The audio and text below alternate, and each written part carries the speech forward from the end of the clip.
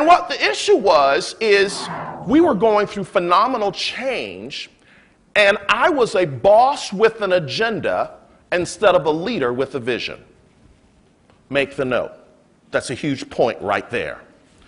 A boss with an agenda instead of a leader with a vision. In other words, I was trying to protect my turf, trying to protect my real estate, trying to hold on to head count, trying to hold on to budgets, and I had people who decided to divorce me as a leader because I was not emotionally available for them.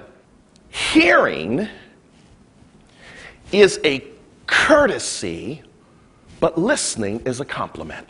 But it's really understanding how do we sit down and really begin to listen where people are and dial into what's most important to them, not just what's coming from on high, though that is important, but how do we massage it and get people to say, you know what, I get the change, I understand the change, and I will still have an opportunity to release my brilliance. My thoughts on this is I'm in this place where I don't really have a team anymore because I retired the 1st of April, but I'm the president-elect for the Montana Dietetic Association, and so I'm trying to figure out what our goals are and how I'm going to use this. So I guess my team has become the 200-some dietitians in Montana, but I find myself kind of wavering because I feel like I don't have an organization per se that I'm working with anymore.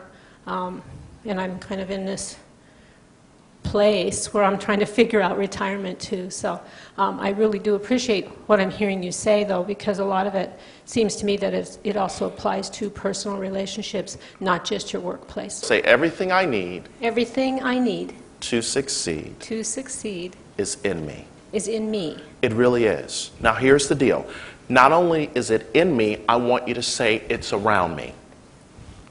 Not only is it in me, it's around me. It is. Brilliance is all around you. So yes, you're the incoming president, but you have brilliant men and women around you, and I want you to tap into them. There are 3 things I want you to do. First thing is, I want you to tell them, help me help you.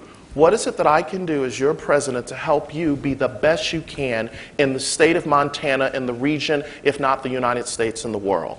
Number 2, what is it that you would like to accomplish within the next year? And begin to ask people that. And you might see some similar themes that come out of that question, because the quality of your questions determine the quality of your thinking. The quality of your questions determine the quality of your answers. So when you tee this question up, people will give you feedback. And then the third thing I want you to do, I want you, as Dr. Stephen Covey would say, start with the end in mind. So at the end of your presidency, what are the 3 things you want people to say? What do you want people to say about your presidency on your watch? What happened? And then you back all the way back up and say, how do I begin to live towards that? Because everything I need to succeed is in me. Okay? All right. Thank you. I've read the book. Keep dreaming. Go after what you really want. For me, it was being creative. You'll see things that have always been there maybe and just have never come out, and things that you really wanted to do and have been afraid to try. And I think that's what's happened for me. You really motivated me to look inside of me as to what I need to make my company successful. He said, take people that you struggle with and write down 3 things that they do well. That hit home with me today. The most important thing is that being a good boss isn't the same thing as being a good leader, and that you need to be a leader rather than just a boss.